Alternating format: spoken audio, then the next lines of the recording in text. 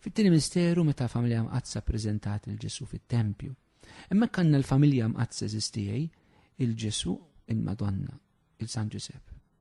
Okej, din imorru għal ċerta riti u obbligi reliġjużi, però f'dak il-mument hemmhekk jintaqgħu ma' koppja anzjani din il-familja. U allura li l-xmunu l-Anna, allura f'dan ħin għandna dan nistgħu nagħmlu din ir-riflessjoni u nimmeditaw. Hekk il-familja li tkun miftuħa l-ewwel ħaġa l-kelma ta' Alla, li tisma' il-kelma li Alla qed jagħti. F'dan il-każ ġiet permezz ta' xmun u ta' Anna. It-tieni ħaġa anke l-ftuħ tal-anzjani. L-familji tagħna irdu jibqgħu jożżu l-anzjani u nsibu anke l-rol tal-anzjani fil-familji tagħna. U speċjali li jibqgħu jgħaddulna l-erf, l-esperjenza tagħhom.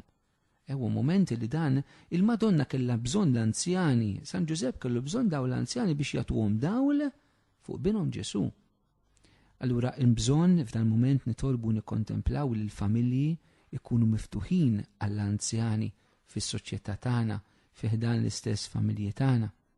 Fl-istess ħin naraw hekk din il-familja ta' Nazaret kemm kienet familja illi fil-verità tgħix dak illi f'ċirkustanza tagħhom ir-reliġjon ludija, il-fidi falla kienet qed titlob li jmorru jippreżentaw lil Ġesu.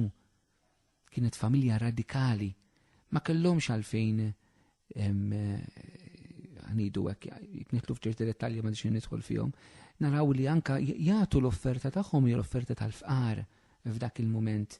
U allura hija sitwazzjoni fejn turina li m'hemm xejn xi jżommhom, anke l-faqar tagħhom ma jżommhomx milli jagħmlu dak li Alla jrid minnhom f'dan il-mument.